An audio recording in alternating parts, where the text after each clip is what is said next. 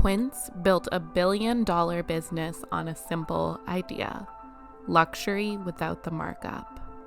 Their promise is that they use the same factories and the same materials at a fraction of the price.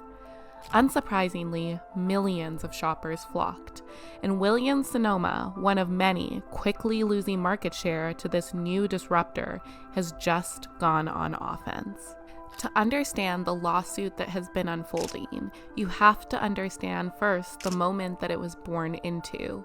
Consumers are exhausted, prices have climbed, quality has slipped, and trust, especially in legacy brands, has thinned. Over the last decade, cultural shifts have trained customers to ask a dangerous question: what am I actually paying for? Quince responded with certainty, rather than leaning into aspirational marketing.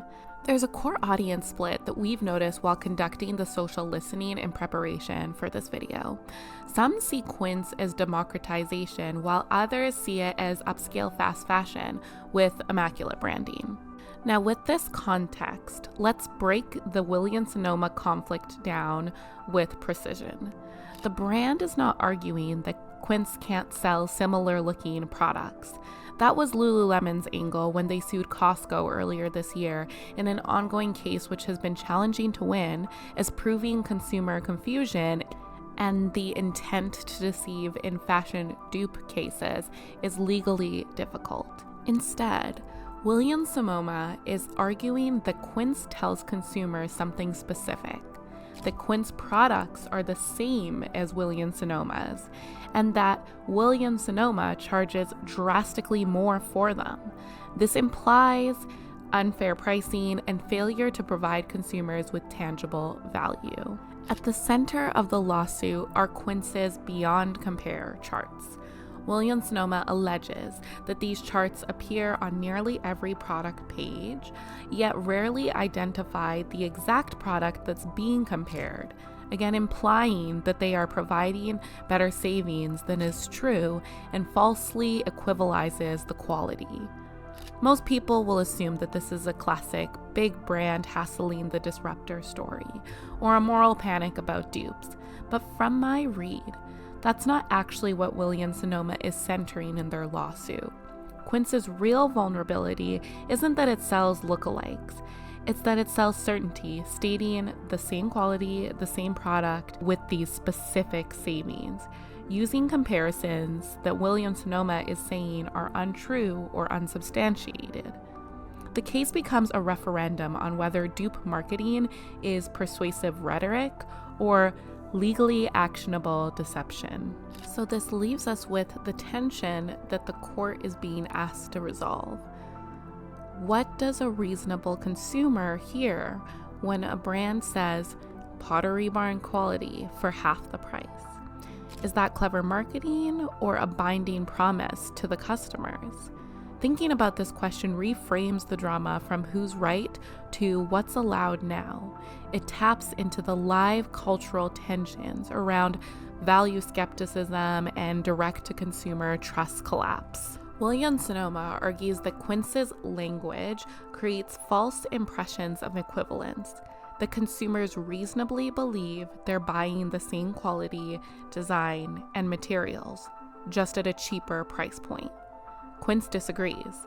They say that comparison helps shoppers make smarter choices, and that cutting markups isn't deception, it's just part of their brand mission. When does the word like become a factual claim rather than vibe marketing? And is saying you save X% a measurable promise or a persuasive storytelling device? This case isn't about whether Quince products are good, it's about whether the comparison itself is truthful. The lawsuit doesn't stop at pricing. It also questions how trust is manufactured. Williams-Sonoma alleges Quince inflates the appearance of consumer approval, highlighting 5-star ratings while downplaying lower ones, and incentivizing reviews without clear disclosure. There's also scrutiny around the materials that they use and the certifications they hold. The issue isn't really whether mistakes happen, it's about how much certainty a brand can sell when it markets itself as radically transparent. If Quince wins on consumer interpretation, then this case effectively legitimizes a new era of comparison-led commerce, brands as reference points, not originators. This is why the public response has been so divided. Some shoppers swear by Quince. Others say that the quality isn't holding up. And both can be true. Shoppers can be all right with risking slightly lower quality for significant cost savings and a taste of the experience that more expensive brands promise. And many consumers feel legacy brands created this moment themselves by raising pricing while quietly lowering standards. Quince didn't invent this distrust, it monetized it. At its core, this lawsuit is about language.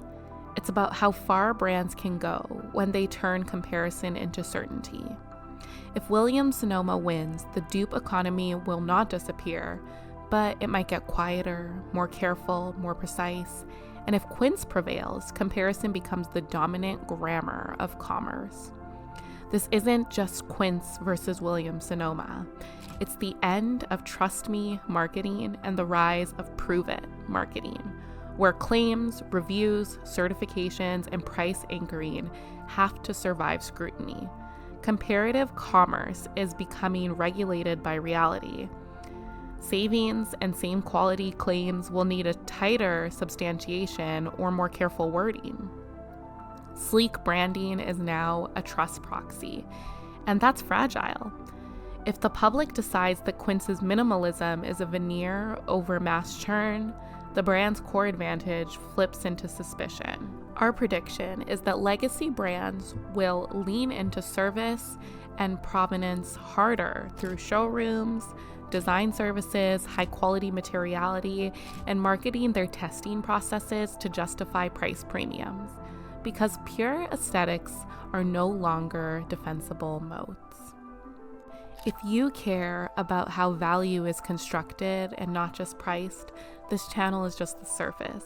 It's a window into how we work at Atelier Oluwatosin, examining language, positioning, and proof to help brands build trust that lasts.